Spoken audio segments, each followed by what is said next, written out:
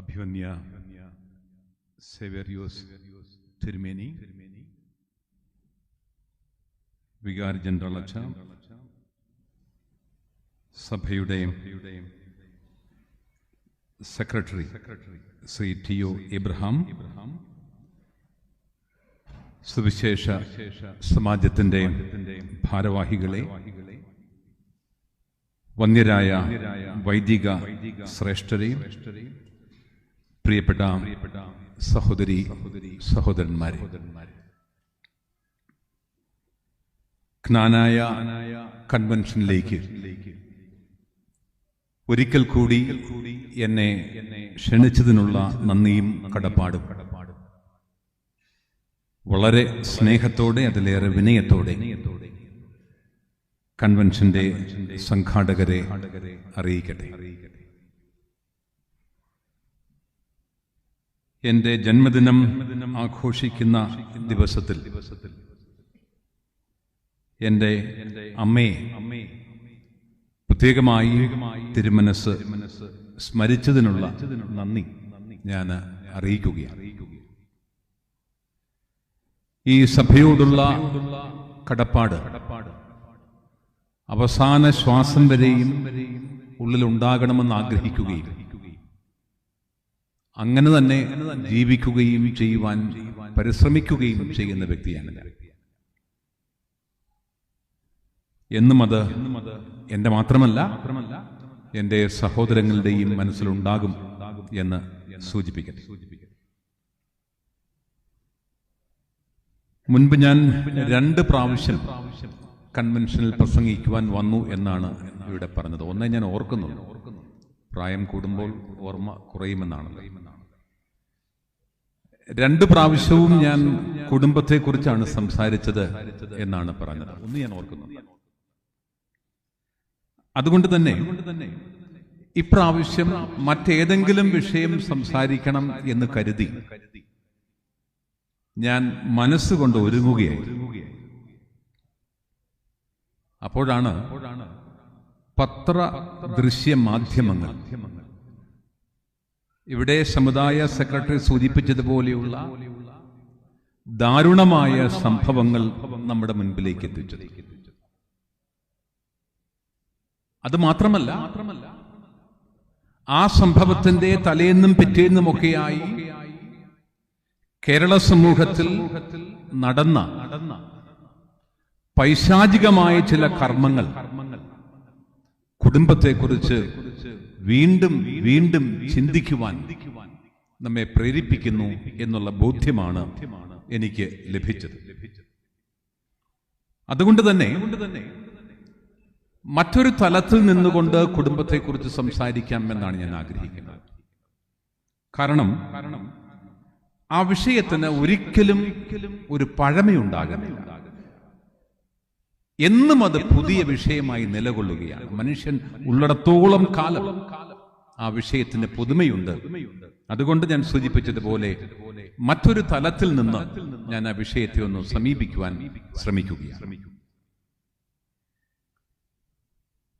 സുവിശേഷ സമാജവും കുടുംബങ്ങളും തമ്മിൽ എന്തെങ്കിലും ബന്ധമുണ്ടോ?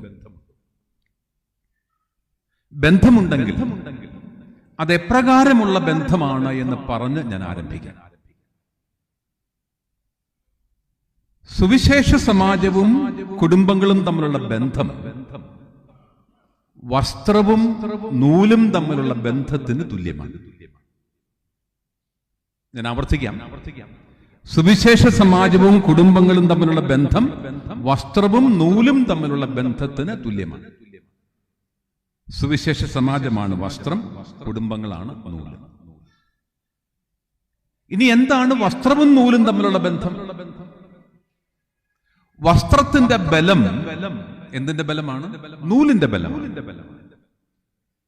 വസ്ത്രത്തിന്റെ നിറം എന്തിന്റെ നിറമാണ്? നൂലിന്റെ നിറമാണ്. അതുകൊണ്ട് നൂല് പൊട്ടിയാൽ നാം പറയുന്നത് നൂല് പൊട്ടിയെന്നല്ല പറയുന്നത്. പിന്നെന്താ പറയുക? വസ്ത്രം കീറി എന്നാ പറയുക. നൂലിന്റെ നിറം മങ്ങിയാൽ നാം നൂലിന്റെ നിറം മങ്ങിയെന്നല്ല പറയുക. പിന്നെന്താണ് പറയുക? വസ്ത്രത്തിന്റെ നിറം മങ്ങിയെന്നാ പറയുക. ഈ ഒരു പാരസ്പര്യം സുവിശേഷ സമാജവും കുടുംബങ്ങളും തമ്മിലുള്ള പാരസ്പര്യം എന്നും നിലനിൽക്കേണ്ട പാരസ്പര്യമാണ്. മറ്റൊരു ഭാഷയിൽ പറഞ്ഞാൽ നമ്മുടെ കുടുംബങ്ങളുടെ ബലമാണ് സുവിശേഷ സമാജത്തിന്റെ ബലം. നമ്മളുടെ കുടുംബങ്ങളുടെ ആത്മീയ നിറമാണ് സുവിശേഷ സമാജത്തിന്റെ പ്രവർത്തനത്തിന്റെ മാഹാത്മ്യം. ഈ ഒരു ചിന്ത മനസ്സിൽ സൂക്ഷിച്ചുകൊണ്ടാണ് നമ്മൾ ഇന്ന് നമ്മളുടെ വിഷയത്തിലേക്ക് കടക്കുന്നത്. കുടുംബത്തിന്റെ പ്രാധാന്യം എന്താണ് എന്ന് ഞാൻ നിങ്ങളോട് കാര്യമായി പറയാൻ ആഗ്രഹിക്കുന്നു. ഏതൊരു സമൂഹത്തിന്റെയും അടിസ്ഥാന സ്ഥാപനമാണ് കുടുംബം എന്ന്. ഏറ്റവും അടിസ്ഥാനപരമായ സ്ഥാപനം. വേദപുസ്തകം കുടുംബത്തിന് നൽകുന്ന പ്രാധാന്യം പറഞ്ഞ് ഞാൻ ആരംഭിക്കുക. നിങ്ങൾക്കറിയാവുന്നതുപോലെ നമുക്കറിയാവുന്നതുപോലെ വേദപുസ്തകത്തിന് 2 ഭാഗങ്ങളുണ്ട്. പഴയ നിയമം എന്ന ഭാഗവും പുതിയ നിയമം എന്ന ഭാഗവും. നിങ്ങൾ സൂക്ഷ്മതയോടെ വായിച്ചാൽ മനസ്സിലാക്കാൻ സാധിക്കും, ഈ 2 ഭാഗങ്ങളും ആരംഭിക്കുന്നത് കുടുംബത്തെക്കുറിച്ചുള്ള പരാമർശത്തിലാണ്. പഴയ നിയമത്തിലെ ആദ്യ ഗ്രന്ഥമായ ഉൽപ്പത്തി പുസ്തകത്തിന്റെ 2-ാം അധ്യായത്തിൽ മനുഷ്യന് ചേർന്ന് ഇണയെ നൽകിക്കൊണ്ട് കുടുംബത്തെ സ്ഥാപിച്ച ദൈവത്തെക്കുറിച്ച് നാം വായിക്കും. മത്തായിയുടെ സുവിശേഷം പുതിയ നിയമത്തിലെ 1-ാം അധ്യായം, മത്തായിയുടെ സുവിശേഷം 1-ാം അധ്യായത്തിൽ ജോസഫിന്റെയും മറിയത്തിന്റെയും കുടുംബത്തിൽ യേശുമിശിഹ ജനിക്കുന്നതായി നാം വായിക്കുന്നു. കുടുംബത്തിന് വിശുദ്ധ ഗ്രന്ഥം നൽകുന്ന പ്രാധാന്യത്തെക്കുറിച്ചാണ് ഞാൻ നിങ്ങളോട് സൂചിപ്പിക്കുന്നത്. ആ പ്രാധാന്യവും ആ ഗൗരവവും എവിടെയോ നമ്മുടെ യാത്രക്കിടയിൽ, ജീവിതയാത്രക്കിടയിൽ നാം കളഞ്ഞുകൊണ്ടിരിക്കുകയാണ് എന്നുള്ള ദുഃഖകരമായ യാഥാർത്ഥ്യം ഈ ദുരന്ത വർത്തമാന കാലത്ത് നിലനിൽക്കുകയാണ്. അടുത്ത സമയത്ത് ഫ്രാൻസിസ് മാർപ്പാപ്പ അദ്ദേഹം കുടുംബത്തെക്കുറിച്ച് പറഞ്ഞ മനോഹരമായ ചിന്ത ഞാൻ നിങ്ങളുമായി പങ്കുവയ്ക്കുകയാണ്. അദ്ദേഹം പറഞ്ഞു, സ്വർഗത്തിൽ പൂർത്തീകരിക്കപ്പെടുന്ന ജീവിതത്തിന്റെ തുടക്കം ഭൂമിയിലെ സ്വർഗമായ കുടുംബത്തിലാണ്. നോക്കണം, മനോഹരമായ ഒരു നിർവചനം പോലെയാണ്. സ്വർഗത്തിൽ പൂർത്തീകരിക്കപ്പെടുന്ന ജീവിതത്തിന്റെ തുടക്കം ഭൂമിയിലെ സ്വർഗമായ കുടുംബത്തിലാണ്. അദ്ദേഹം ഒരു കാര്യമാണ് പറയുവാൻ ആഗ്രഹിച്ചത്. എന്താണ് കുടുംബം? കുടുംബം ഭൂമിയിലെ സ്വർഗമാണ് എന്നാണ് അദ്ദേഹം പറഞ്ഞു വെച്ചത്. അത് മാത്രമല്ല, കുടുംബത്തിന്റെ നിർവചനങ്ങൾ ഞാൻ എന്റേതായ രീതിയിലും എന്റേതായ ചിന്തയുടെ ഫലമായും ചില നിർവചനങ്ങൾ കണ്ടെത്തിയിട്ടുണ്ട്. അത് ഞാൻ നിങ്ങളുമായി പങ്കുവയ്ക്കാൻ ആഗ്രഹിക്കുകയാണ്. സ്വർഗത്തിലെ ദൈവത്തിന്റെ ഭൂമിയിലെ വാസസ്ഥലമാണ് ഏത്? കുടുംബം. സ്വർഗത്തിലെ ദൈവത്തിന്റെ ഭൂമിയിലെ വാസസ്ഥലം. രണ്ടാമതായി, ദൈവമക്കളുടെ വാസസ്ഥലമാണ് കുടുംബം. മൂന്നാമതായി, ദൈവം കയ്യൊപ്പിട്ട് സ്വന്തമാക്കിയ ഇടമാണ് കുടുംബം. നമ്മുടെയൊക്കെ ഭവനങ്ങളിൽ പണ്ടുണ്ടായിരുന്നു, ഇപ്പോഴുണ്ടാവുമെന്ന് എനിക്കറിയാൻ പാടില്ല, ഒരു വാക്യം എഴുതി ഫ്രെയിം ചെയ്ത് സൂക്ഷിക്കുമായി. ഒരു വീട്ടിലേക്ക് കയറി ചെന്നാൽ ആദ്യം കാണുന്നത് അതാ. എന്തായിരുന്നു? യഹോവ ഈ കുടുംബത്തിന്റെ നായകൻ. ദൈവം സ്വന്തമാക്കിയ ഇടമെന്നാണ് അതിനർത്ഥം. ഈ കുടുംബത്തിന്റെ നാഥൻ അല്ലെങ്കിൽ നായകൻ ദൃശ്യനായ മനുഷ്യനല്ല, മറിച്ച് അദൃശ്യനായ വ്യക്തിയാണ് എന്ന് ആ കുടുംബം പൊതുസമൂഹത്തോട്, വിശ്വാസ സമൂഹത്തോട് പറയാതെ പറയുകയാണ്. അതുകൊണ്ടാണ് ഞാൻ പറഞ്ഞത്, ദൈവം കയ്യൊപ്പിട്ട ഇടമാണ് കുടുംബം.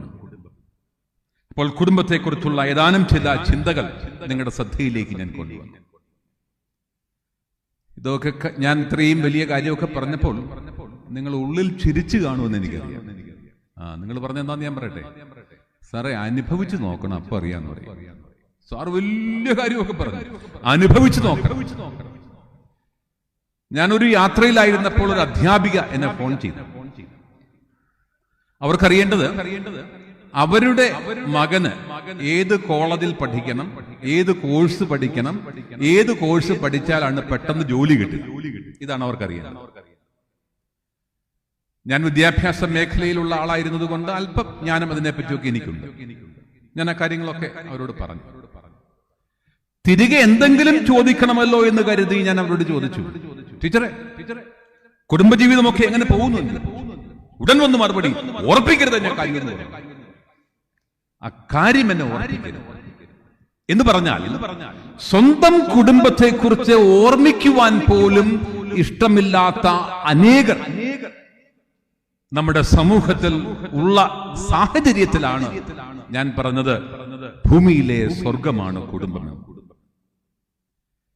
ഞങ്ങളുടെ ഇടവക പള്ളിയിൽ വിവാഹം കഴിഞ്ഞ 6 മാസത്തിനിടയിൽ, 6 മാസം കഴിഞ്ഞതേ ഉള്ളൂ, ഒരു പെൺകുട്ടി ഞങ്ങളുടെ വികാരി അച്ഛനെ കണ്ടിട്ട് പറഞ്ഞു, ഞാൻ ഡൈവോഴ്സിന് പോവാണ്. 6 മാസം കഴിഞ്ഞപ്പോൾ ഞാൻ ഡൈവോഴ്സിന് പോവാണ്. അച്ഛൻ കാര്യങ്ങളൊക്കെ ചോദിച്ചു, കുട്ടി കാര്യങ്ങളൊക്കെ പറഞ്ഞു. അച്ഛൻ അച്ഛൻ്റെതായ രീതിയിൽ ഉപദേശിച്ചു, ഒരു രക്ഷയില്ല. അവസാനം അച്ഛൻ പറഞ്ഞു, നീയല്ലേ 6 മാസം മുമ്പ് ഏതാണ്ട് 10,000 ജനങ്ങളെ സാക്ഷി നിർത്തിക്കൊണ്ട് പറഞ്ഞത് ഇന്ന് മുതൽ മരണം വരെ സന്തോഷത്തിലും സങ്കടത്തിലും, നിങ്ങൾ പറയാറുണ്ടോ? ഉണ്ട് ഉണ്ട്, ഇത് നീയല്ലേ പറഞ്ഞു? അപ്പൊ അവള് ചിരിച്ചുകൊണ്ട് പറഞ്ഞു, ആര് പറഞ്ഞു ഞാൻ അങ്ങനെയാ പറഞ്ഞത്? ഞാൻ പറഞ്ഞത് ഇന്ന് മുതൽ മടുക്കുന്നത് വരെ. ഇന്ന് മുതൽ മടുക്കുന്നു, എനിക്ക് മടുത്തു, 6 മാസം കൊണ്ട് മടുത്തു. മനുഷ്യന്റെ ചിന്ത കൊണ്ടും പ്രവൃത്തി കൊണ്ടും ദൈവം സ്ഥാപിച്ച കുടുംബത്തിലെ ശിഥിലമാക്കുവാൻ ഒരു മടിയും കൂടാതെ വെമ്പി നിൽക്കുന്ന കാലഘട്ടത്തിലാണ് കുടുംബത്തെക്കുറിച്ച് നമ്മൾ ചിന്തിക്കുവാൻ തുടങ്ങുന്നത്. ഭർത്താവിന് തലവേദന എടുത്തപ്പോൾ വലിയ കാര്യമായി ഭാര്യ വിക്സ് പുരട്ടി. എന്നിട്ട് ചോദിച്ചു, ഇപ്പോൾ വിക്സ് പുരട്ടാനൊക്കെ ഞാനുണ്ട്. കല്യാണത്തിന് മുമ്പ് ആര് വിക്സ് പുരട്ടി തരുമായിരുന്നു? ഉടൻ വന്ന് മറുപടി, കല്യാണത്തിന് മുമ്പ് തലവേദനയില്ലായിരുന്നല്ലോ. തലവേദന മുഴുവൻ എപ്പോഴാണ്? കല്യാണം കഴിഞ്ഞതിന് ശേഷമാണ് ഉണ്ടായത്. നിങ്ങളൊന്ന് ശ്രദ്ധിച്ച്, വൈദികരടക്കമുള്ള ആൾക്കാരൊന്ന് ശ്രദ്ധിച്ചു നോക്കിക്കേ. കുടുംബത്തിന്റെ മാഹാത്മ്യം പറയുന്ന ഒരു തമാശ പോലുമില്ല. കുടുംബത്തിലെ സന്തോഷം പറയുന്ന ഒരു തമാശ പോലുമില്ല. എല്ലാം കുടുംബജീവിതത്തിന്റെ ദുരന്ത മുഖങ്ങളുടെ പ്രകാശനങ്ങളാണ്. ഈ സാഹചര്യമാണ് കുടുംബത്തെക്കുറിച്ച് ചിന്തിക്കുവാൻ, പ്രേരിപ്പിക്കുവാൻ എന്നെ നിർബന്ധിച്ചത്. വിശുദ്ധ വേദപുസ്തകത്തിൽ ഞങ്ങൾ വായിക്കുന്ന വേദപുസ്തകം, എന്താ വേദപുസ്തകം വ്യത്യാസമുണ്ട് നിങ്ങൾക്കറിയാലോ. നിങ്ങൾ സത്യവേദ പുസ്തകം വായിക്കുന്നു, ഞങ്ങൾ POC ബൈബിൾ വായിക്കുന്നു. ആ ബൈബിളിൽ സങ്കീർത്തന ഭാഗത്ത് 128-ാം സങ്കീർത്തനത്തിന് മനോഹരമായ ഒരു ഹെഡിങ് ഉണ്ട്. ഞങ്ങൾക്കെല്ലാം ഹെഡിങ് സഹിതമാണ് കൊടുത്തിരിക്കുന്നത്. 128-ാം സങ്കീർത്തനം നമുക്ക് എത്രയോ പ്രാവശ്യം വായിച്ച സങ്കീർത്തനമാണ്. അതിന് മനോഹരമായ ഒരു ഹെഡിങ്, തലക്കെട്ട് കൊടുത്തു. ആ തലക്കെട്ട് പ്രകാരമാണ് ദൈവഭക്തന്റെ അനുഗ്രഹം. ദൈവഭക്തന്റെ അനുഗ്രഹം. എന്താണ് ദൈവഭക്തന്റെ അനുഗ്രഹം? നിന്റെ ഭാര്യ നിന്റെ വീടിനകത്ത് ഫലപ്രദമായ മുന്തിരിവള്ളി പോലെയും നിന്റെ മക്കൾ നിന്റെ മേശയ്ക്ക് ചുറ്റും ഒലീവ് തൈകൾ പോലെ ആയിരിക്കും എന്ന് പറഞ്ഞാൽ, നിന്റെ ഭാര്യ നിനക്ക് മധുരമുള്ള തണൽ നൽകും, സുഖമുള്ള തണൽ നൽകും. നിന്റെ മക്കൾ നിന്റെ ഭവനത്തിൽ കരുത്തോടെ നിൽക്കും. അത് ആരുടെ അനുഗ്രഹമാണ്? ദൈവഭക്തന്റെ അനുഗ്രഹമാണ് എന്ന് പറഞ്ഞാൽ ദൈവഭക്തന് മാത്രമുള്ള അവകാശമാണ് സന്തോഷമുള്ള കുടുംബം എന്നാണ് സങ്കീർത്തകൻ പറഞ്ഞു വെച്ചിരിക്കുന്നത്. ഇത്തരം മനോഹരമായ ചിന്തയാണ് വിശുദ്ധ വേദപുസ്തകം നമുക്ക് നൽകുന്നത് എന്ന് സൂചിപ്പിക്കാം. നമ്മൾ മനസ്സിലാക്കേണ്ട മറ്റൊരു കാര്യം, ഇതൊക്കെ ഇങ്ങനെ നല്ല കാര്യമായി പറയുന്നുണ്ട് എങ്കിലും കുടുംബത്തിൽ ജീവിക്കുമ്പോൾ നമുക്കുണ്ടാകുന്ന അനുഭവം മരുഭൂമി അനുഭവമാണ്. അതിനാണ് പറയുന്നത് ഡെസർട്ടിഫിക്കേഷൻ ഇൻ ദ ഫാമിലി എന്ന് പറയുന്നത്. മരുഭൂമി അനുഭവം നമ്മുടെ കുടുംബങ്ങൾ. എന്താണ് കുടുംബങ്ങളിലെ മരുഭൂമി അനുഭവം? അത് പറയുവാൻ മലയാളത്തിലെ പ്രശസ്തമായ ഒരു നോവലിലേക്ക് നിങ്ങളുടെ ശ്രദ്ധയെ ഞാൻ കൊണ്ടുപോവുകയാണ്. ആനന്ദ് എന്ന് പേരുള്ള മലയാളത്തിലെ ഏറ്റവും പ്രശസ്തനായ എഴുത്തുകാരൻ എഴുതിയ മരുഭൂമികൾ ഉണ്ടാകുന്നത് എന്ന നോവലിലേക്കാണ് ഞാൻ നിങ്ങളുടെ ശ്രദ്ധ കൊണ്ടുപോകുന്നത്. ഈ നോവൽ വായിച്ചാൽ മനസ്സിലാക്കാൻ പ്രയാസമുള്ള രചനാശൈലിയുള്ള നോവലാണ് മരുഭൂമികൾ ഉണ്ടാകുന്നത് എന്ന നോവൽ. ഈ നോവൽ വായിക്കുന്നതിന് മുൻപ് ഞാൻ ധരിച്ചത് അദ്ദേഹം ഒരു ശാസ്ത്രജ്ഞൻ കൂടിയാണ്, എഴുത്തുകാരൻ. അപ്പൊ അതുകൊണ്ട് അദ്ദേഹം മരുഭൂമിയെ പറ്റിയൊക്കെ ആയിരിക്കും എഴുതുന്നത് എന്നാണ് ഞാൻ എഴുതിയിരിക്കുന്നത് എന്നാണ് ഞാൻ ധരിച്ചത്. പക്ഷെ വായിച്ചപ്പോൾ മനസ്സിലായി ഇതങ്ങനെയല്ല. ഇത് ബോംബെ നഗരത്തിന്റെ ഹൃദയഭാഗത്ത് ഒരു കുടുംബത്തിൽ എങ്ങനെ മരുഭൂമി അനുഭവം ഉണ്ടായി എന്നാണ് അദ്ദേഹം വരച്ചു വെച്ചിരിക്കുന്നത്. ബോംബെ നഗരത്തിന്റെ ഹൃദയഭാഗത്ത് ഒരു കുടുംബത്തിൽ എങ്ങനെ മരുഭൂമി അനുഭവം ഉണ്ടായി അദ്ദേഹം പറയുകയാണ്, അദ്ദേഹം എഴുതി വെച്ചിരിക്കുകയാണ്. എങ്ങനെയാണ് മരുഭൂമി ഉണ്ടാകുന്നത്? സൂര്യന്റെ ചൂട് കൂടുമ്പോൾ, സൂര്യന്റെ ചൂട് മണ്ണിലേക്ക് അടിക്കുമ്പോൾ, തുടർച്ചയായി ശക്തമായി അടിക്കുമ്പോൾ മണ്ണിന്റെ ഈർപ്പം നഷ്ടപ്പെടും, മണ്ണ് വിഘടിക്കും, മണ്ണ് വിട്ടുമാറും, പൊട്ടിക്കീറും. വീണ്ടും സൂര്യന്റെ ചൂടടിക്കുമ്പോൾ പൊട്ടിക്കീറിയ മണ്ണെന്താകും? മണ്ണ് മണലാകും. വീണ്ടും സൂര്യനെ ചൂടടിക്കുമ്പോൾ എന്ത് പറ്റും? മണൽ മരുഭൂമിയായി മാറും. എന്ന് പറഞ്ഞാൽ മരുഭൂമി ഉണ്ടാകുന്നതിന്റെ പ്രധാനപ്പെട്ട കാരണം എന്താണ്? ജലാംശം കുറയുന്നതാണ് എന്നതുപോലെ ഒരു കുടുംബ തകർച്ചയുടെ പ്രധാനപ്പെട്ട കാരണം, ഒരു കുടുംബത്തിൽ മരുഭൂമി അനുഭവം ഉണ്ടാകുന്നതിന്റെ പ്രധാനപ്പെട്ട കാരണം അവിടെ സ്നേഹത്തിന്റെ ഈർപ്പം നശിക്കുന്നതാണ് എന്നുള്ളതാണ്. ഈ ചിന്തയാണ് നമ്മുടെ മനസ്സിൽ നിറയേണ്ടത്, നാം നിറയ്ക്കേണ്ടത്. ഞാൻ ആവർത്തിക്കുന്നു, ഒരു കുടുംബത്തിൽ മരുഭൂമി അനുഭവം ഉണ്ടാകുന്നതിന്റെ പ്രധാനപ്പെട്ട കാരണം അവിടെ സ്നേഹത്തിന്റെ ഈർപ്പം അസ്തമിക്കുന്നു, കുറയുന്നു എന്നുള്ളതാണ്.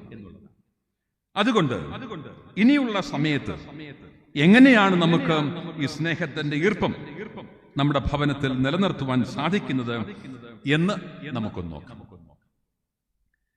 നമ്മുടെ കുടുംബങ്ങളിൽ സ്നേഹത്തിന്റെ ഈർപ്പം നിലനിൽക്കണമെന്നുണ്ടെങ്കിൽ സ്നേഹത്തിന്റെ 4 ഭാവങ്ങൾ നമ്മുടെ കുടുംബത്തിൽ ആവശ്യമാണ്. സ്നേഹത്തിന്റെ 4 ഭാവങ്ങൾ എന്തൊക്കെയാണ്? സ്നേഹത്തിന്റെ 4 ഭാവങ്ങൾ എന്ന് ഞാനൊന്ന് പറയാം. ഒന്ന്, ഭാര്യാഭർത്താക്കന്മാർ തമ്മിൽ പ്രണയം എന്ന സ്നേഹത്തിന്റെ ഭാവം. 2, മാതാപിതാക്കൾക്ക് മക്കളോട് വാത്സല്യം എന്ന സ്നേഹത്തിന്റെ ഭാവം. 3, മക്കൾക്ക് മാതാപിതാക്കളോട് ബഹുമാനം എന്ന സ്നേഹത്തിന്റെ ഭാവം. 4, സഹോദരങ്ങൾ തമ്മിൽ സാഹോദര്യം എന്ന സ്നേഹത്തിന്റെ ഭാവം. സ്നേഹത്തിന്റെ ഈ 4 ഭാവങ്ങൾ നമ്മുടെ ഭവനങ്ങളിൽ നിലനിർത്തുവാൻ സാധിക്കുന്നുവെങ്കിൽ മാത്രമാണ് നമ്മുടെ ഭവനങ്ങളിൽ സ്നേഹത്തിന്റെ ഈർപ്പത്തിന് നിലനിൽക്കുവാൻ സാധിക്കുകയുള്ളൂ എന്നുള്ള സത്യമാണ് നമ്മൾ പഠിക്കേണ്ടത്. ഓരോന്നിനെ കുറിച്ചും അല്പസമയം മാത്രം ഞാൻ പറയാൻ ആഗ്രഹിക്കുക, അല്പസമയം മാത്രം. ഒന്നാമത് പറഞ്ഞത് എന്താണ്? ഭാര്യയും ഭർത്താവും തമ്മിൽ എന്ത് സ്നേഹത്തിന്റെ ഭാവം വേണം? പ്രണയം. കണ്ടോ, ആൾക്കാർക്ക് അത് പറയാൻ തന്നെ വലിയൊരു ഇഷ്ടമാണ്. ഇപ്പൊ അമ്മച്ചിമാരൊക്കെ ഓർക്കാണ്, ഇനി വയസ്സാം കാലത്താണ് ഇനി പ്രണയിക്കാൻ, വയസ്സ് 10-70 ഇനിയാണ് പ്രണയത്തെ പറ്റി പറയുന്നത്. നിങ്ങൾ ആഗ്രഹിക്കുന്ന ഉദ്ദേശിക്കുന്ന പ്രണയമല്ല ഈ പ്രണയം എന്ന് പറയുന്നത്. ഇവിടെ പ്രണയം എന്നതുകൊണ്ട് അർത്ഥമാക്കുന്നത് ഒരിക്കലും കുറവില്ലാത്ത സ്നേഹം എന്ന് മാത്രമേ ഉള്ളൂ. കുറവില്ലാത്ത സ്നേഹം, കുറയാത്ത സ്നേഹം. ആര് തമ്മിൽ? ഭാര്യ ഭർത്താക്കന്മാർ തമ്മിൽ ഒരിക്കലും കുറയാത്ത സ്നേഹമുണ്ടാവും. കല്യാണം കഴിഞ്ഞ വർഷങ്ങൾക്ക് ശേഷം ഭർത്താവ് ഭാര്യയോട് ചോദിച്ചു, നിന്റെ കണ്ണിൽ ഒരു കറുത്ത മറുകുണ്ടല്ലോ എന്ന് ചോദിച്ചു. അത് എന്ന് മുതൽ തുടങ്ങിയെന്ന് ചോദിച്ചു. ഉടൻ വന്ന് ഭാര്യയുടെ മറുപടി, എന്ന് നിങ്ങൾക്ക് എന്നോട് സ്നേഹം കുറഞ്ഞോ അന്ന് തുടങ്ങിയെന്ന് പറഞ്ഞു. കാരണം ഈ മറുക് പണ്ടേ ഉള്ളതാണ്. സ്നേഹത്തിന്റെ കൂടുതൽ കൊണ്ട് മറുക് കണ്ടില്ല എന്ന് മാത്രമേ ഉള്ളൂ. സ്നേഹം കുറഞ്ഞു, പരാതിയായി, പരിഭവങ്ങളായി. അതുകൊണ്ടാണ് ഞാൻ പറയുന്നത്, ഭാര്യയും ഭർത്താവും തമ്മിൽ സ്നേഹത്തിന്റെ ഏത് ഭാവം? കുറയാത്ത സ്നേഹത്തിന്റെ ഭാവം പ്രണയം എന്ന സ്നേഹത്തിന്റെ ഭാവം. രണ്ടാമതായി, മാതാപിതാക്കൾക്ക് മക്കളോട് വാത്സല്യം എന്ന സ്നേഹത്തിന്റെ ഭാവം. കാരിത്താസിനടുത്ത് റെയിൽവേ ക്രോസിൽ നടന്നതും ഒരുതരം വാത്സല്യമായിരിക്കാം, എനിക്കറിയില്ല അതിനെപ്പറ്റി ചിന്തകരാണ് പറയുന്നത്. മക്കളെ ചേർത്ത് പിടിച്ചുകൊണ്ട് നിന്ന ഒരമ്മ, അങ്ങനെയൊക്കെയാണോ ചെയ്യേണ്ടതെന്നുള്ള വേറെ ചോദ്യങ്ങളൊക്കെയാണ്. മാതാപിതാക്കൾ മക്കളെ ഉപേക്ഷിക്കുന്ന സത്യങ്ങൾ പത്രങ്ങൾ പറയുന്നു. പ്രസവിച്ച കുഞ്ഞിനെ ഉപേക്ഷിച്ച് പോകുന്ന മാതാപിതാക്കളെ പറ്റി പത്രങ്ങൾ പറയുന്നു. നൊന്ത് പ്രസവിച്ച കുഞ്ഞിനെ കാമുകന് വേണ്ടി ഉപേക്ഷിക്കുകയും പീഡിപ്പിക്കുകയും ചെയ്യുന്ന മാതാപിതാക്കളെ കുറിച്ച്, അല്ല മാതാവിനെ കുറിച്ചൊക്കെ പത്രങ്ങൾ നമ്മോട് പറയുന്നു. അങ്ങനെയുള്ള ഒരു ദുരന്തം മുഖത്ത് നിൽക്കുമ്പോൾ നമ്മുടെ ചിന്തയിൽ ഉണ്ടാവണം, മാതാപിതാക്കൾക്ക് മക്കളോട് വാത്സല്യം എന്ന സ്നേഹത്തിന്റെ ഭാവം ഉണ്ടാകും. ഈ വാത്സല്യം നമ്മൾ വെറുതെ മനസ്സിലുണ്ടായാൽ മാത്രം പോരാ, ആ വാത്സല്യം കുഞ്ഞിന് മനസ്സിലാകുന്ന രീതിയിൽ, കുഞ്ഞിന് അനുഭവേദ്യമാകുന്ന രീതിയിൽ സമ്മാനിക്കുവാനും മാതാപിതാക്കൾക്ക് സാധിക്കും. എന്റെ ഒരു വിദ്യാർത്ഥി വളരെ സങ്കടത്തോടെ എന്നോട് പറഞ്ഞത് ഞാൻ നിങ്ങളോട് പങ്കുവയ്ക്കട്ടെ. അപ്പന്റെ സ്നേഹം എന്താണ് എന്ന് എനിക്ക് ഇന്ന് വരെ മനസ്സിലായിട്ടില്ല. എനിക്ക് ഇന്ന് വരെ അറിയില്ല എന്റെ അപ്പന്റെ സ്നേഹം എന്താണ്. അപ്പനോടുണ്ട്, അപ്പനൊരു ശല്യക്കാരനുമല്ല. അത്യാവശ്യം കാര്യങ്ങളൊക്കെ വീട്ടിലുണ്ട്. എന്റെ കാര്യങ്ങളൊക്കെ ഞാൻ അമ്മ വഴിയാണ് നടത്തിയെടുക്കുന്നത്. അപ്പനോടുണ്ട്. എനിക്ക് അങ്ങനെ വലിയ പരാതിയൊന്നും അപ്പനെ പറ്റിയില്ല. പക്ഷെ എനിക്ക് എന്റെ അപ്പന്റെ സ്നേഹം ലഭിച്ചിട്ടില്ല. ഞാൻ ചില കാര്യങ്ങളൊക്കെ പറഞ്ഞ് അവനെ ബോധ്യപ്പെടുത്താൻ ശ്രമിച്ചു. പക്ഷെ കാര്യമായി ഞാൻ വിജയിച്ചില്ല എന്ന് പറയാം. അടുത്ത കാലത്തൊരു പുസ്തകം വായിച്ചപ്പോൾ എനിക്ക് അതിന്റെ ഉത്തരം കിട്ടി. ആ പുസ്തകത്തിൽ എഴുതി വെച്ചിരിക്കുകയാണ്, അപ്പന്റെ സ്നേഹം ആലിപ്പഴം പോലെയും അമ്മയുടെ സ്നേഹം മഴ പോലെയുമാണ് എന്ന് പറഞ്ഞാൽ എന്താ? അപ്പന്റെ സ്നേഹം വല്ലപ്പോഴും മാത്രമേ കിട്ടുകയുള്ളൂ. അപ്പന് ജീവിത വ്യഗ്രതകളുണ്ട്. കുടുംബത്തിന്റെ കാര്യങ്ങൾക്ക് വേണ്ടി ഓടി നടക്കണം. സ്വന്തം ജോലിയുണ്ട്, ബിസിനസ് ഉണ്ട്, അതിന്റെ തിരക്കുകളുണ്ട്. അതിന്റെ ഇടയിൽ എപ്പോഴെങ്കിലുമൊക്കെ മാത്രമായിരിക്കും മക്കൾക്ക് അപ്പന്റെ സ്നേഹം അനുഭവിക്കാൻ സാധിക്കുന്നത്. എന്നാൽ അമ്മയുടെ സ്നേഹം എന്താണ്? മഴ പോലെയാണ്. മിക്കവാറും അത് അനുഭവിക്കാൻ സാധിക്കും. ഇതൊക്കെ ചില ജീവിത നിരീക്ഷണങ്ങളാണ്. അത് നിങ്ങളുടെ മനസ്സിലുണ്ടാകും. മൂന്നാമതായി, മക്കൾക്ക് മാതാപിതാക്കളോട് ബഹുമാനം എന്ന സ്നേഹത്തിന്റെ ബഹുമാനം നമ്മുടെ സമൂഹത്തിൽ നഷ്ടപ്പെട്ടു പോകും. ഞാൻ കഴിഞ്ഞ ദിവസം ഒരു പള്ളി പറയുന്നില്ല, ഒരു പള്ളിയിൽ പ്രസംഗിക്കാൻ പോയി. അവിടുത്തെ ഇടവക ദിനമാണ്. ധാരാളം ആൾക്കാരുള്ള ഒരു ഇടവക. പള്ളിക്കകത്തുള്ളതിനേക്കാളും ആള് പള്ളിക്ക് പുറത്തുണ്ട്. അതിൽ ചെറുപ്പക്കാരുണ്ട്, ചെറുപ്പക്കാരികളുണ്ട്, മുതിർന്നവരുണ്ട്, കുട്ടികളുണ്ട്, പല കാറ്റഗറിയിൽപ്പെട്ടവർ പുറത്തുണ്ട്. അച്ഛൻ 3 പ്രാവശ്യം മൈക്കിലൂടെ അനൗൺസ് ചെയ്തു, പുറത്തു നിൽക്കുന്ന ആളുകൾ ദയവായി അകത്തേക്ക് കയറിയിരിക്കണം, സാറിന് പ്രസംഗം തുടങ്ങേണ്ടതാണ്. അച്ഛൻ 1 പറഞ്ഞു, ഒറ്റ മനുഷ്യനകത്തേക്ക് കയറിയില്ല. അച്ഛൻ 2 പറഞ്ഞു, ഒരു മനുഷ്യൻ പോലും കയറിയില്ല. അച്ഛൻ 3-ാം പ്രാവശ്യവും പറഞ്ഞു, ആരും കയറിയില്ല. അപ്പൊ അച്ഛൻ മൈക്ക് ഓഫാക്കി എന്റെ ചെവിയിൽ വന്നിട്ട് പറയുകയാണ്, എന്റെ വീട്ടിലൊരു പട്ടിയുണ്ട്, ഞാൻ 1 പ്രാവശ്യം പറഞ്ഞാൽ മതി, അവൻ അകത്ത് കയറി. ഞാൻ പറഞ്ഞ അച്ഛാ, അത് പരസ്യമായി പറയണ്ട, പ്രശ്നം അച്ഛന് ട്രാൻസ്ഫറിൽ വരെ അത് ചിലപ്പം എത്തും.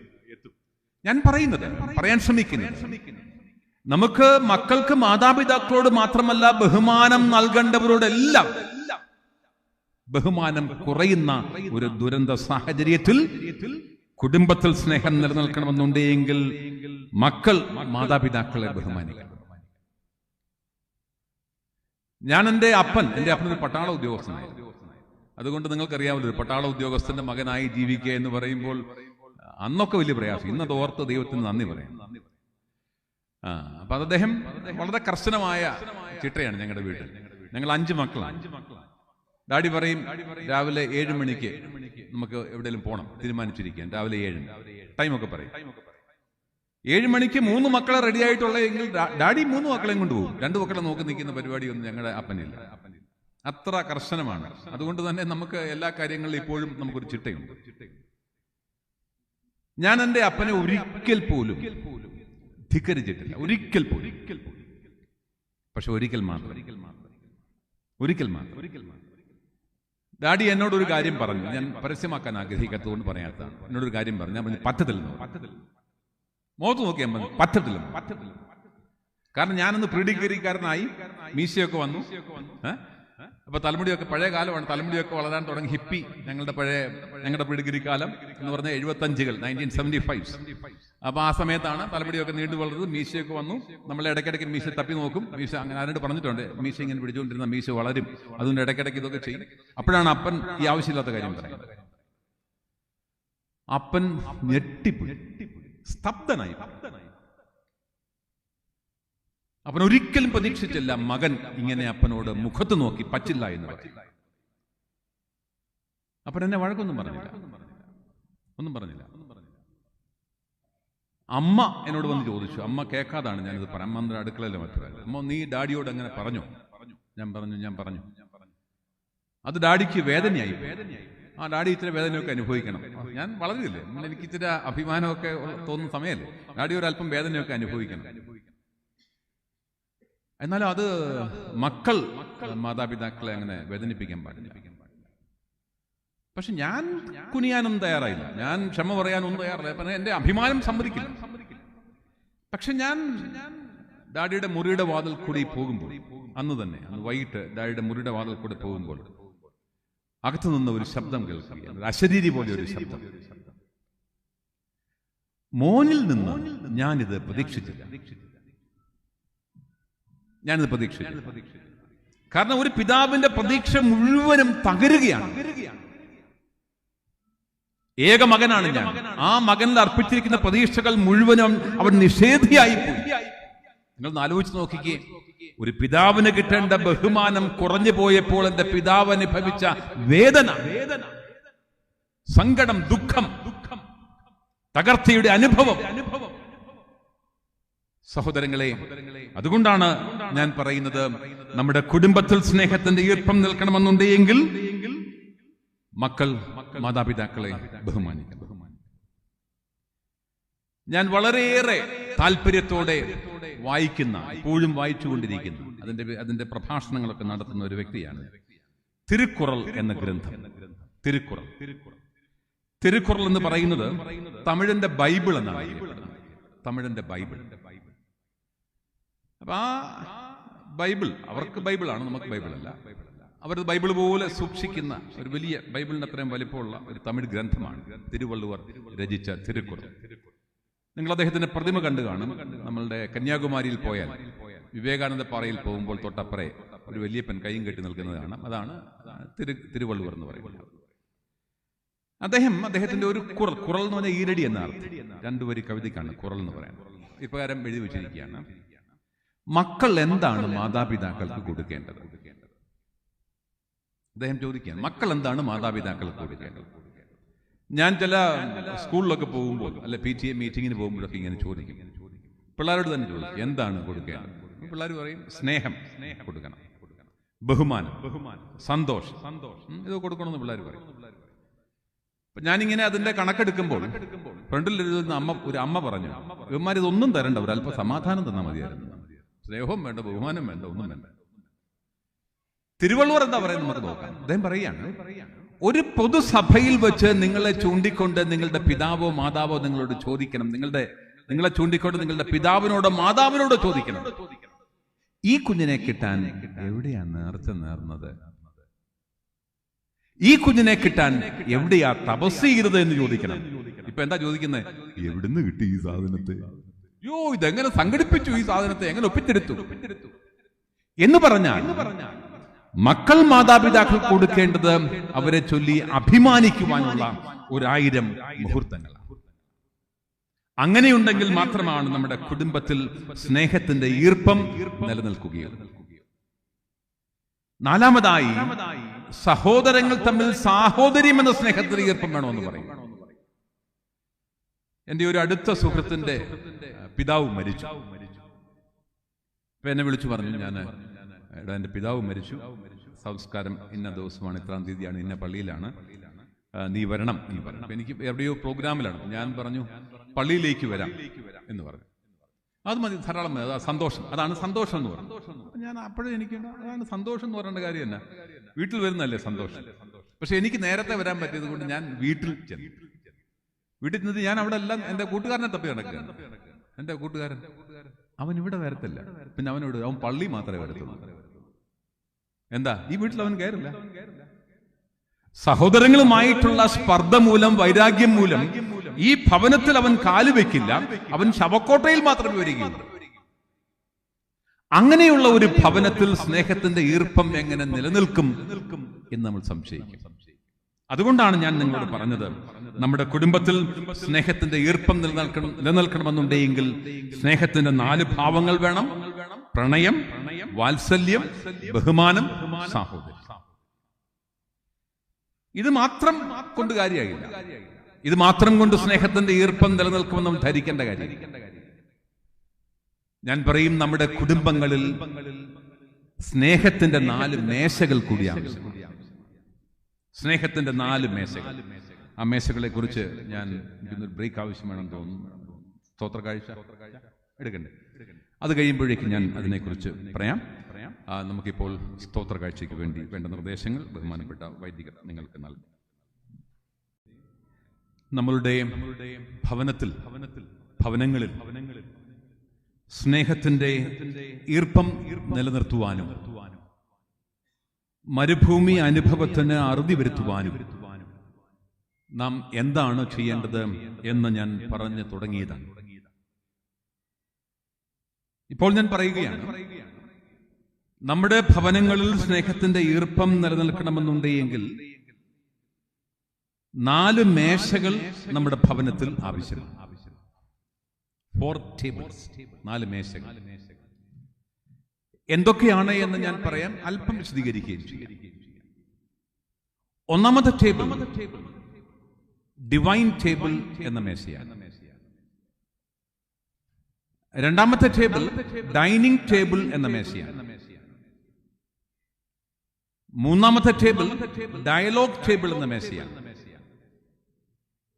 നാലാമത്തെ ടേബിൾ ഡെക്കോറം ടേബിൾ എന്ന മേശയാണ്. ഒന്നാമത്തത് ഡൈനിങ് ടേബിൾ, ഒന്നാമത്തത് ഡിവൈൻ ടേബിൾ, രണ്ടാമത്തത് ഡൈനിങ് ടേബിൾ, മൂന്നാമത്തത് ഡയലോഗ് ടേബിൾ, നാലാമത്തത് ഡെക്കോറം ടേബിൾ. ഓരോന്നിനെ കുറിച്ചും അല്പസമയമാണ്. ഡിവൈൻ ടേബിൾ എന്നതുകൊണ്ട് എന്താണ് അർത്ഥമാക്കുന്നത്?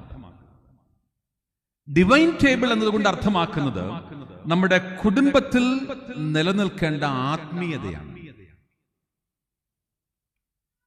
നമ്മുടെ കുടുംബത്തിലെ മക്കളും അവരുടെ സൃഷ്ടാവും തമ്മിലുള്ള ജൈവ ബന്ധമാണ് ഒരു കുടുംബത്തിന്റെ ആത്മീയത എന്ന് പറയുന്നത്.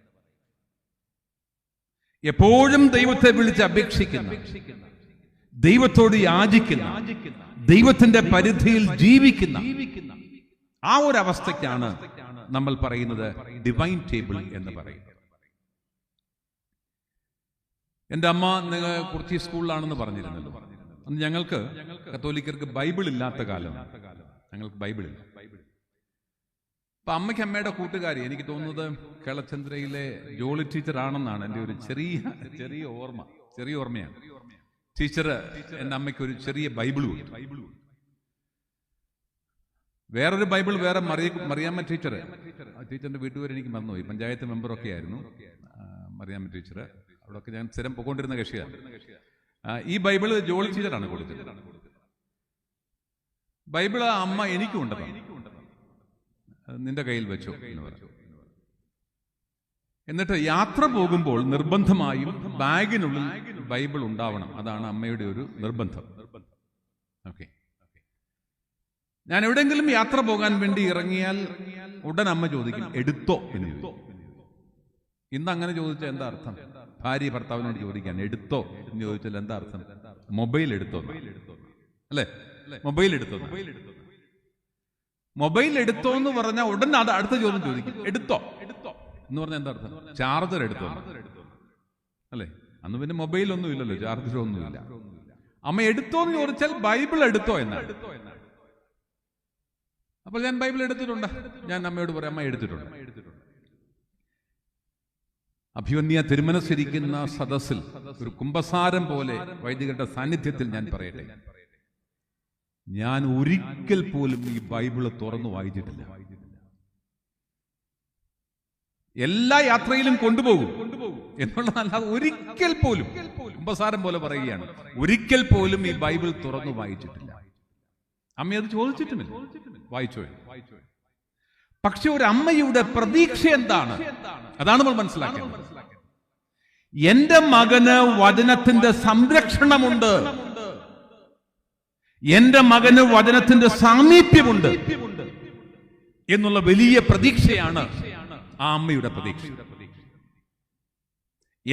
എന്റെ മകൻ ദൈവത്തോട് ദൈവബന്ധത്തിലാണ് എപ്പോഴും ജീവിക്കുന്നത് എന്നുള്ളതാണ് എന്റെ അമ്മയുടെ പ്രതീക്ഷ. പ്രിയപ്പെട്ടവരെ, നാം നമ്മുടെ മക്കൾക്ക് കൊടുക്കേണ്ട പ്രതീക്ഷയും അത് തന്നെയാണ്. നീ എപ്പോഴും ദൈവവുമായുള്ള സഹവാസത്തിലായിരിക്കണം, ദൈവവുമായിട്ടുള്ള ബന്ധത്തിലായിരിക്കണം. നീ വചനം വായിക്കുന്നവനാകണം, വചനം കേൾക്കുന്നവനാകണം, വചനം ജീവിക്കുന്നവനാകണം.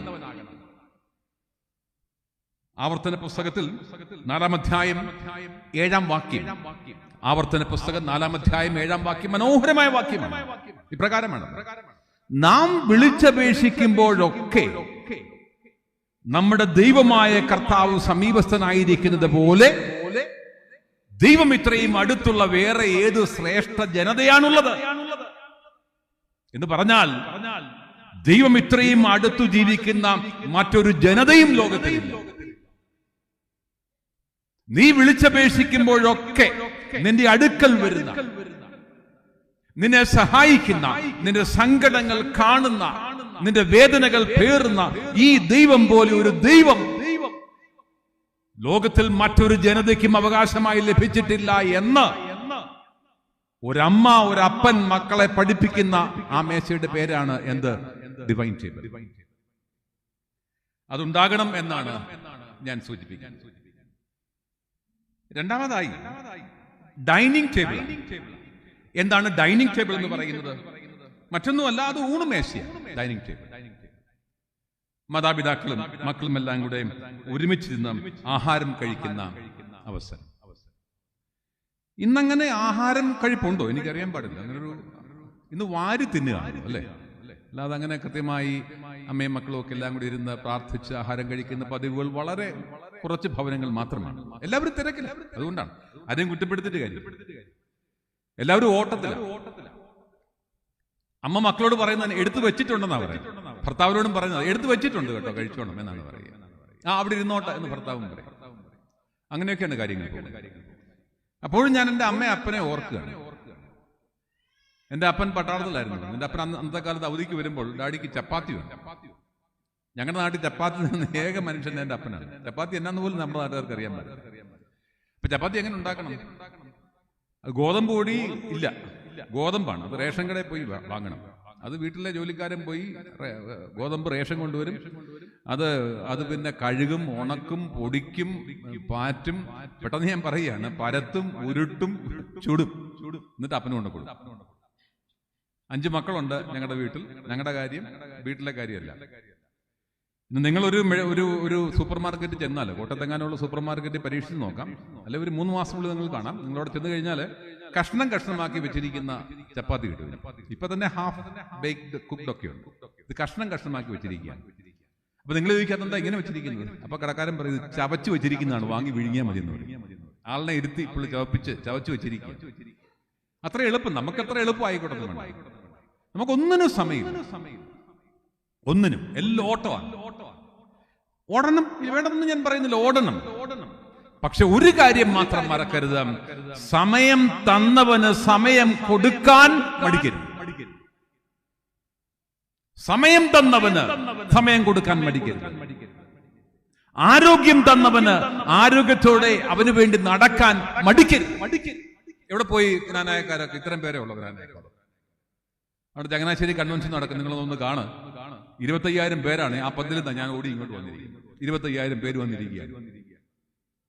നമുക്ക് സമയം തന്നവൻ, നമുക്ക് ആരോഗ്യം തന്നവൻ, അവന് വേണ്ടി നടക്കാൻ മടിക്കരുത്. അവന് വേണ്ടി കാതുകൾ തുറക്കാൻ മടിക്കരുത്.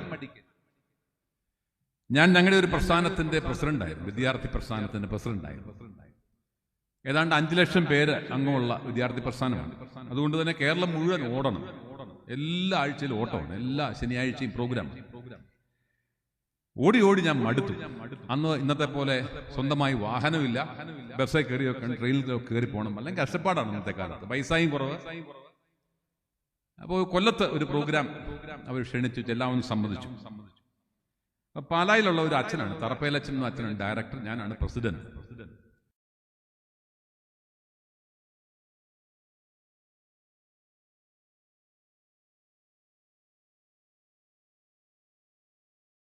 ഒന്നിനും സമയമില്ല, അതുകൊണ്ട് എനിക്ക് വയ്യ എന്ന്.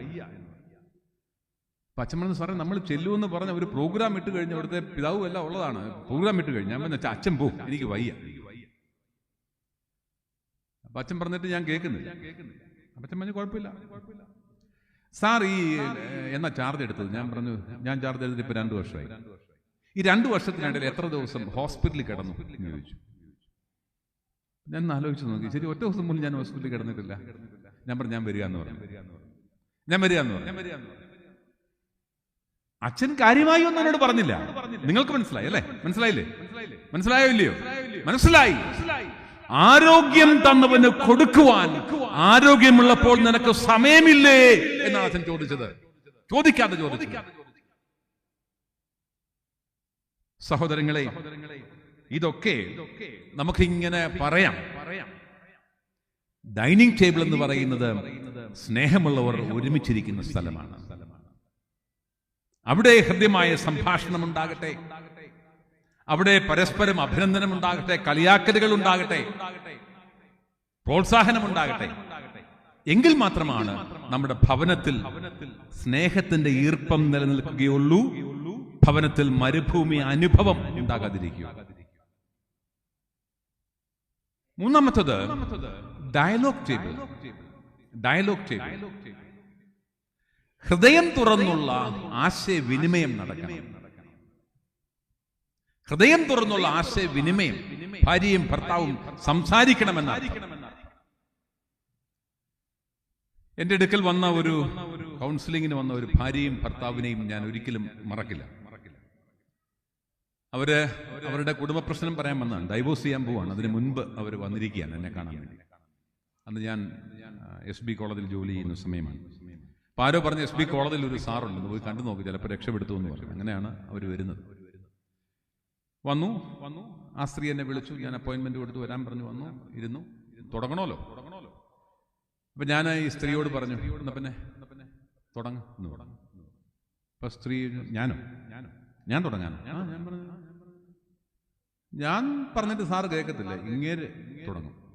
അപ്പൊ ഞാൻ അങ്ങേരുടെ മുഖത്തോട്ട് നോക്കി. അങ്ങേര് പറഞ്ഞു, ഞാനല്ലോ സാറിനെ വിളിച്ചത്. അയ്യോ, ഇവളുടെ കയ്യിൽ നീണ്ട ലിസ്റ്റാ എന്നെ പറ്റി, നീണ്ട ലിസ്റ്റ് ഇരിക്കുക, നീ അങ്ങോട്ട് തുടങ്ങി. അവര് തുടങ്ങത്തില്ല, അയാളും തുടങ്ങത്തില്ല. ആര് തുടങ്ങണം എന്നുള്ളതിനെ പറ്റി പോലും വഴക്കാം. അവസാനം ഞാൻ നിർബന്ധമായിട്ട് പറഞ്ഞു, നിങ്ങളാണല്ലോ എന്നെ വിളിച്ചത്, നിങ്ങൾ തുടങ്ങാൻ പറഞ്ഞു. അപ്പൊ ആ സ്ത്രീ തുടങ്ങി. ഞാനത് അഭിനയിച്ച് കാണിക്കും. എനിക്ക് അഭിനയം ഇഷ്ടമുള്ള ഒരാളാണ്. അതുകൊണ്ട് ഞാൻ ഷേക്സ്പിയർ നാടകത്തിലൊക്കെ പണ്ട് കോളേജിലായിരുന്ന കാലത്തൊക്കെ അഭിനയിച്ചിട്ടുണ്ട്. അപ്പൊ ആ ചെറിയ അഭിനയ പരിചയം നിങ്ങൾ എന്റെ മുഖത്തോട്ടാണ് നോക്കേണ്ടത്, ശ്രദ്ധിച്ചിരിക്കണം. ആ സ്ത്രീ തുടങ്ങുകയാണ്.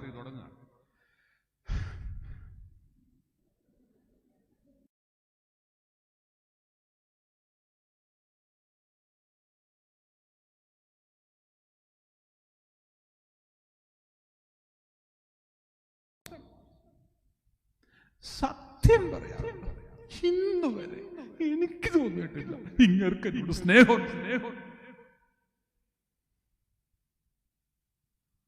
എനിക്കെല്ലാം മനസ്സിലായി. നീ അവരൊന്നും എന്നോട് പറയേണ്ട കാര്യമില്ല. കാരണം എന്താ? 13, വെറും 13 ആണോ? 13 കേട്ടോ, പോന്ന കണ്ടോ? 13 വർഷം കണ്ണീരിന്റെ നനവുള്ള, വേദനയുടെ ഉപ്പുള്ള 13 വർഷങ്ങളാണ്. ആ സ്ത്രീ പറഞ്ഞു, എനിക്ക് തോന്നിയിട്ടില്ല ഇങ്ങർക്ക് എന്നോട് സ്നേഹമുണ്ട്. അപ്പൊ ഞാൻ ന്യായമായും ഭർത്താവിന്റെ മുഖത്തേക്ക് നോക്കുമല്ലോ, ഞാൻ അദ്ദേഹത്തിന്റെ മുഖത്തേക്ക് നോക്കും. അദ്ദേഹം പറയാണ്, എന്റെ പൊന്നു സാറേ, എന്നെ വിശ്വസിക്കുക, ലോകത്തിൽ ഇവളോടല്ലാതെ എനിക്ക് ഒരു മനുഷ്യരോട് സ്നേഹമില്ല. അപ്പൊ ഞാൻ ഒന്ന് ഇവരുടെ മുഖത്തേക്കുന്നത് ഇവര് പറയാം എനിക്കിവിടെ തോന്നണ്ടെന്ന്. ഇതാണ് ഞാൻ പറഞ്ഞ കാര്യം. Dialogue table. ഹൃദയം തുറന്നുള്ള തുറവിയുള്ള സംസാരമില്ല എങ്കിൽ ജീവിത പങ്കാളി എങ്ങനെ മനസ്സിലാക്കും അവർക്ക് നിങ്ങളുടെ ഉള്ളിൽ ഇടമുണ്ട് എന്ന്? അയാൾ എങ്ങനെ മനസ്സിലാക്കും ഇടത്തെക്കുറിച്ച്? അതുകൊണ്ടാണ് പറയുന്നത് ഹൃദയം തുറന്നുള്ള ആശയവിനിമയം നടക്കണം എന്ന് പറയുന്നത്. മൂന്നാമത്തെ കാര്യം. നാലാമത്തെ കാര്യം ഡെക്കോറം ടേബിൾ ആണ്. ഡെക്കോറം ടേബിൾ എന്ന് പറഞ്ഞാൽ ഡീസൻസി എന്ന് മനസ്സിലാക്കിയാൽ മതി. ഡെക്കോറം ടേബിൾ അന്തസ്സുള്ള സംസാരം, മാന്യമായ സംസാരം. ആര് തമ്മിൽ? ഭാര്യ ഭർത്താക്കന്മാർ തമ്മിൽ. ഞാനൊരു കള്ളനെ പരിചയപ്പെട്ടു. നിങ്ങൾ വിചാരിക്കും സാറിന് നല്ല കോണ്ടാക്ട്സ് ഒക്കെ ആണല്ലോ, നല്ല കണക്ഷൻസ് ഒക്കെയാണ്, കള്ളനും ഒക്കെ ആയിട്ടാണ് സാറിന്റെ. കള്ളനെ അബദ്ധത്തിൽ പരിചയപ്പെട്ട കേട്ടോ. അപ്പൊ എനിക്കൊരു ആഗ്രഹം, എങ്ങനെയാണ് കക്കുന്നത് അതൊക്കെ നമുക്ക് ചോദിച്ച് മനസ്സിലാക്കാൻ, വേറെ ആരോട് പോയി ചോദിക്കാൻ. അപ്പൊ ഇവൻ എന്റെ കൂടെ കുറെ സമയമുണ്ട്, യാത്രയിലാണ്, കുറെ സമയമുണ്ട്. അവൻ എന്നെ വന്ന് പരിചയപ്പെടുകയാണ്. അതെങ്ങനെയാന്ന് ചോദിച്ചാല്, ഒരു മനുഷ്യന്റെ ഓപ്പോസിറ്റ് ഇരിക്കുന്നു. അപ്പൊ അദ്ദേഹം എന്നോട് ചോദിക്കുന്നു, അയാളെന്നോട് ചോദിക്കുന്നു, എനിക്ക് സാറിനെ എങ്ങാണ്ട് കണ്ട് പരിചയമുണ്ടല്ലോ എന്ന് ചോദിക്കുന്നു. കുറെ പേരൊക്കെ ടി വിക്കകത്തൊക്കെ കണ്ട് അറിയാൻ, ബിബ്ലിയ ഒക്കെ നിങ്ങളും കണ്ടു കാണുമായിരിക്കും. ഷാലോമിൽ ബിബ്ലിയ ബൈബിൾ ക്വിസ് പ്രോഗ്രാം ഒക്കെ നിങ്ങൾ കണ്ടു കാണും, അല്ല സഫാരി കണ്ടു കാണുമായിരിക്കാം, ഗുഡ്നസ് കണ്ടു കാണും. അപ്പൊ അങ്ങനെ ആയിരിക്കുന്നു. ഈ അടുത്ത സമയത്ത് ഒരു ചേച്ചി എന്നോടൊന്ന് പറയാം, സാറിനെ ഞാൻ സീരിയലും കണ്ടിട്ടുണ്ടെന്ന്. ചേച്ചി ഏതോ ഈ പ്രോഗ്രാം കണ്ടിട്ട് സീരിയലാന്ന് ധരിക്കുകയാണ്. അപ്പൊ അങ്ങനെ എന്നോട് പറഞ്ഞു, ഞാൻ ഡിവൈനിൽ ധ്യാനിക്കാൻ വന്നപ്പോ സാർ അവിടെ ഉണ്ടായിരുന്നു അല്ലേ, ആ ആളല്ലേ കോളേജിൽ എങ്ങാണ്ട് പഠിപ്പിക്കുന്ന ഒരു സാറല്ലേ. അങ്ങനെയാണ് ഞങ്ങളുടെ പരിചയം ആരംഭിക്കുന്നത്. അപ്പൊ ദീർഘമായ യാത്രയാണ്. അപ്പൊ ഞാൻ ഇദ്ദേഹത്തിന്റെ മോഷണ ആ സമയത്തെ പറ്റിയൊക്കെ ചോദിച്ചു. തനിക്ക് ഏറ്റവും രസകരമായി തോന്നിയ ഒരു മോഷണം എന്ന് പറയാൻ പറഞ്ഞു. നമുക്ക് സമയം പോണല്ലോ. ആവുമ്പോ എന്റെ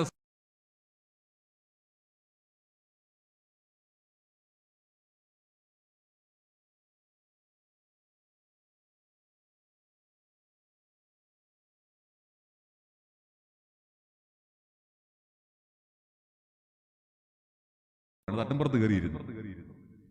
രാത്രിയിൽ ഇറങ്ങിയാൽ മതിയല്ലോ.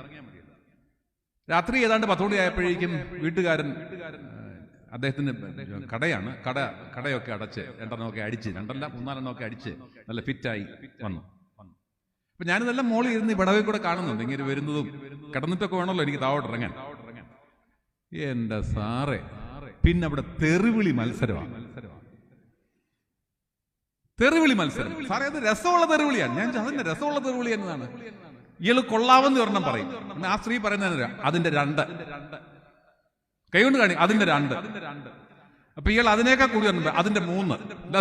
അവര് തെറിയൊന്നും വിളിക്കുന്നില്ല, അവര് എണ്ണം മാത്രമേ പറയുന്നു.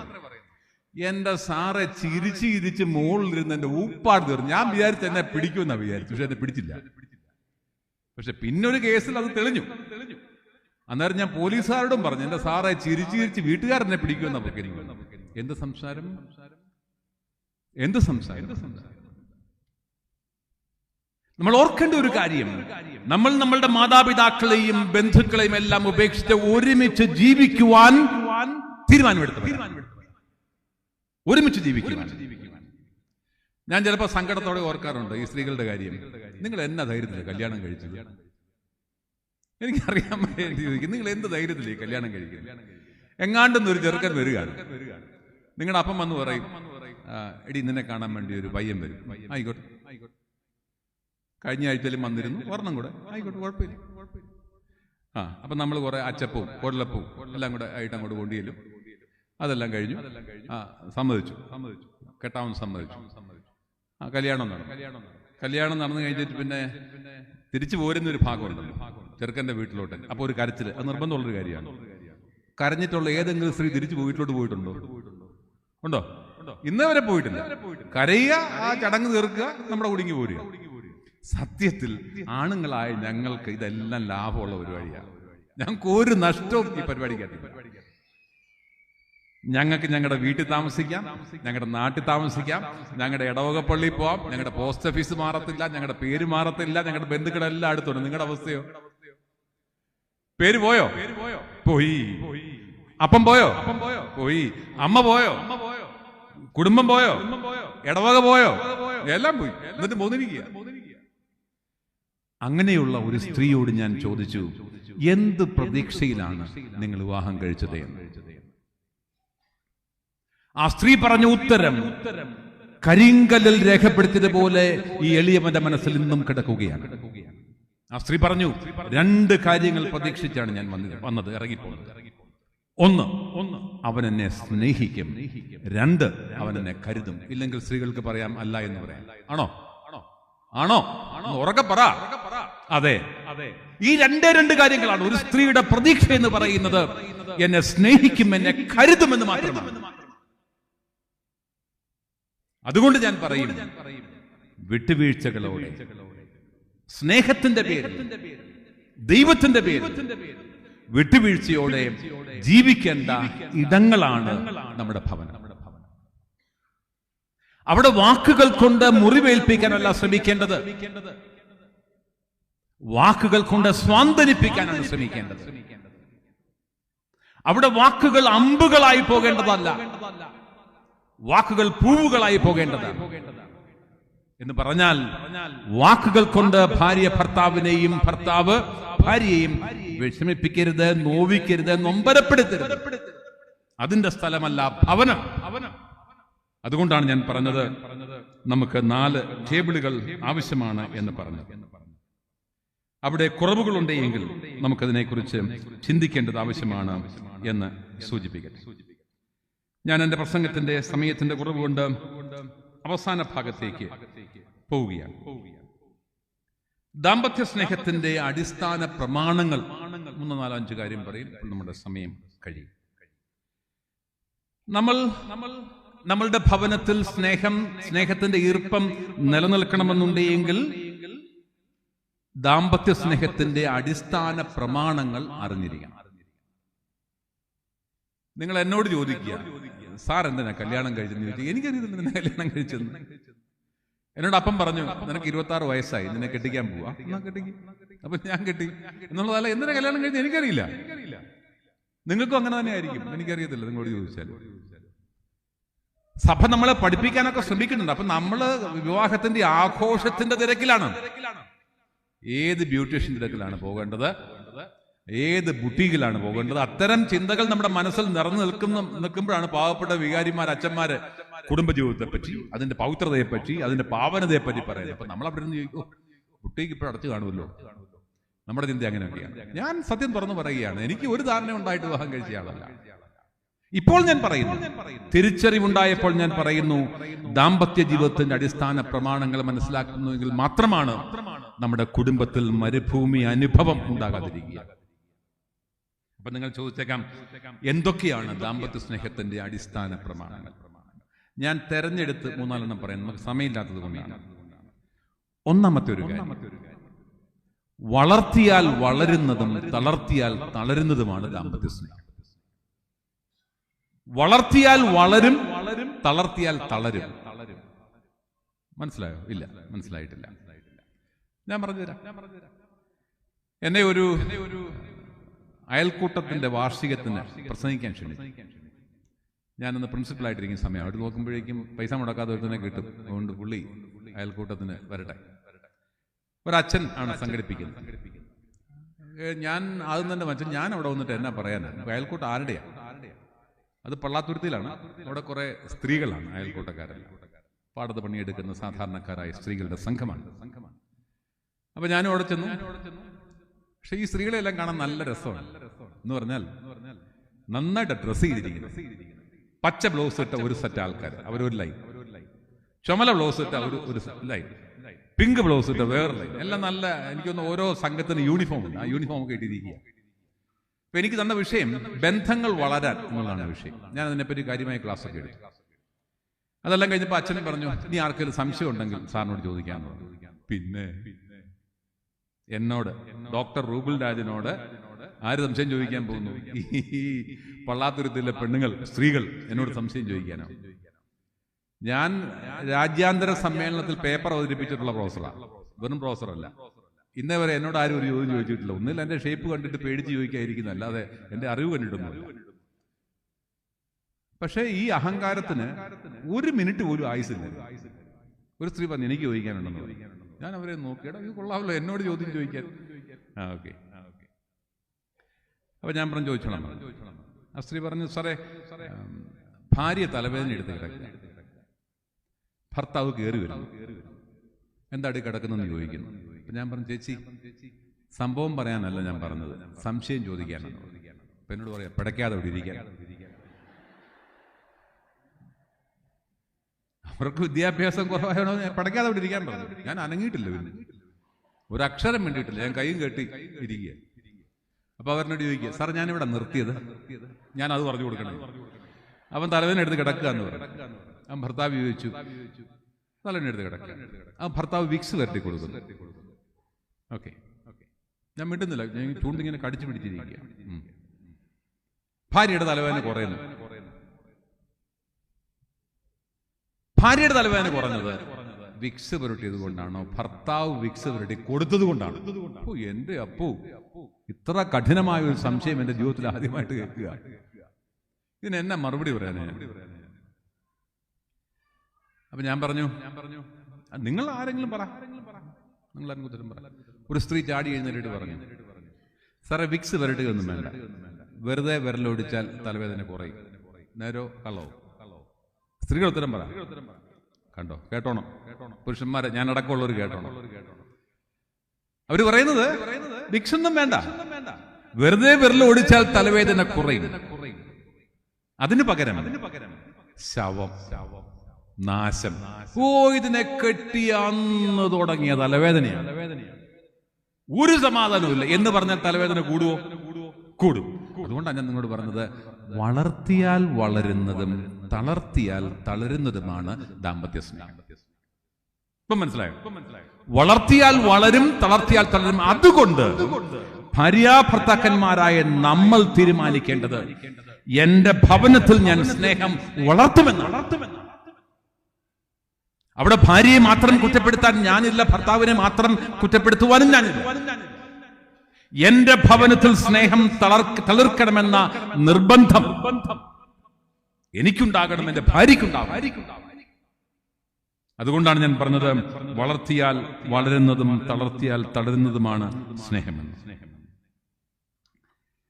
രണ്ടാമതായി ദാമ്പത്യ സ്നേഹം മരണം വരെ നിലനിൽക്കുന്നതും വിശ്വസ്തത നിറഞ്ഞതുമാണ്. മരണം വരെ നിലനിൽക്കുന്നു, വിശ്വസ്തത നിറഞ്ഞതാണ്. ദാമ്പത്യത്തിൽ അവിശ്വസ്തതയ്ക്ക് കാര്യമില്ല എന്നർത്ഥം. ഇന്ന് നമ്മുടെ പല സംഭവങ്ങളും, പത്രമാധ്യമങ്ങൾ പറയുന്ന പല സംഭവങ്ങളിലും ഈ ദാമ്പത്യ അവിശ്വസ്തത ഒരു പ്രധാന പ്രശ്നമാണ്. കള്ളു കുടിച്ച് ബോധം കെട്ട് ഭർത്താവ് കിടക്കണം. രാവിലെ എഴുന്നേറ്റപ്പോൾ ഭർത്താവ് ഭാര്യയോട് ചോദിച്ചു, എടീ നീ ഇന്നലെ അടുക്കളയുടെ വാതിൽ തുറന്നിട്ടാണോ കിടന്നെന്ന് ചോദിച്ചു. ആ ആണെന്ന് പറഞ്ഞു. അതെന്തിനാ? കാറ്റ് കയറാനാണ്. എന്നാ ഇനി അത് തുറന്നിടണ്ട, കാരണം കാറ്റ് തിരിച്ചു പോയപ്പോൾ എന്റെ നെഞ്ചത്ത് ചവിട്ടിയിട്ടാ പോയെന്ന്. എങ്ങനെയുണ്ട് പറ? കാറ്റ് കയറിയിട്ട് തിരിച്ചു പോയപ്പോൾ അയാൾ ഭർത്താവിനെ നെഞ്ചത്ത് ചവിട്ടിയിട്ടാണ് പോയത്. ഇതൊക്കെ സിമ്പിളായിട്ടുള്ള കാര്യങ്ങളാണ് എന്ന് മാത്രം നിങ്ങൾ മനസ്സിലാക്കുക. ചില ഭർത്താക്കന്മാരുണ്ട്, അവർക്ക് ഭയങ്കര സംശയം. ഇന്നവൾ കൂടുതൽ സുന്ദരിയായി ഒരുങ്ങിയോ? സാധാരണ 10 മിനിറ്റ് ഒരുങ്ങുന്ന സ്ത്രീ ഇന്ന് 12 മിനിറ്റ് ഒരുങ്ങിയോ? ആരെ കാണിക്കാനാ ഈ സാരി ഉടുത്തിരിക്കുന്നത്? 100 സംശയം. അങ്ങനെ സംശയമുള്ള ഒരു ഭർത്താവിന്റെ ഭാര്യ ആത്മഹത്യ. ഓ ഈ ശല്യം സഹിക്കുക, ഇത് ആത്മഹത്യ. ആത്മഹത്യ ചെയ്ത് കുറച്ചുനാൾ കഴിഞ്ഞപ്പോഴേക്കും അവർ സ്വപ്നത്തിൽ ഭർത്താവിന് പ്രത്യക്ഷപ്പെട്ടു. ഇങ്ങനെ നോക്കിയിട്ട് ഭർത്താവ് അന്നേരം ചോദിക്കുക, നിന്നെ ശവം അടക്കിയപ്പോൾ ഒരു ക്രീം സാരി ഉടുപ്പിച്ചാണല്ലോ അടക്കിയത്, ഇപ്പം നിനക്ക് ഇവിടെ നടി വെള്ള സാരി കിട്ടിയത്? നോക്കൂ, എന്നാലും സംശയം പോകുന്നു, എന്നാലും സംശയമാണ്. ഇപ്പൊ എവിടെ നിന്നാണ് നിനക്ക് വെള്ള സാരി കിട്ടിയത്? സഹോദരങ്ങളെ, നമ്മുടെ കുടുംബത്തിൽ സ്നേഹത്തിന് കുറവ് വരുമ്പോൾ, നമ്മുടെ ഭാഷയിൽ പറഞ്ഞാൽ, ക്രിസ്തീയമായ ഭാഷയിൽ പറഞ്ഞാൽ, നമ്മുടെ കുടുംബത്തിൽ ദൈവത്തിന് ശോഷം സംഭവിക്കുമ്പോൾ, ദൈവത്തിന് കുറവ് വരും, ദൈവത്തിന് ഗ്രഹണം സംഭവിക്കും. സഹോദരങ്ങളെ, ഇത്തരം അപജയങ്ങൾ നമ്മുടെ കുടുംബത്തിലുണ്ടാകും.